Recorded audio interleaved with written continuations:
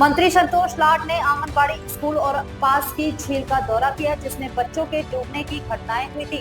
DC Divya प्रभु, MLR Patel और पूर्व विधायक एमएस राइस उनके साथ थे। इस यात्रा का उद्देश्य आंगनबाड़ी और झील में सुरक्षा उपायों की समीक्षा करना था।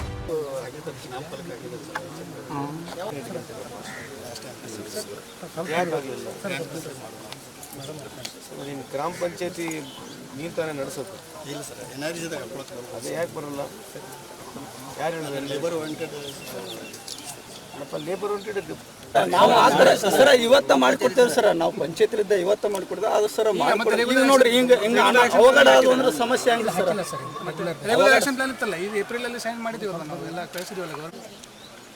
ಸಾಹೇಬರು ಸರ್ಕಾರ ಕೊಡೋರಿದ್ದಾಗ ನೀವು ತೊಗೊಂಡು ಜನರಿಗೆ ಉಪಯೋಗ ಮಾಡಿಲ್ಲ, ಮತ್ತೆ ಏನು ಮಾಡ್ಬೇಕು ನಾವು? ಈಗ DP ಸೆಪಲ್ ಕೊಡಲ್ಲ ಸರ್, ಕೊಡ್ತಾರೆ ಸರ್. ಇಲ್ಲ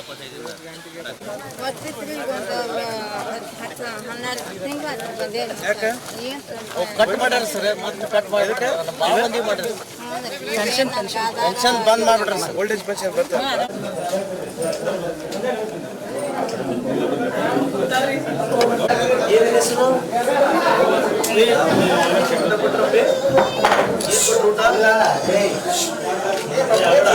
ಬಿಡಬೇಡಿ ಎಲ್ಲ ಪಾಲಕರಿಗೆ ನಾವು ಹುಡುಗರ ಮೇಲೆ ಜವಾಬ್ದಾರಿ ಇದೆ.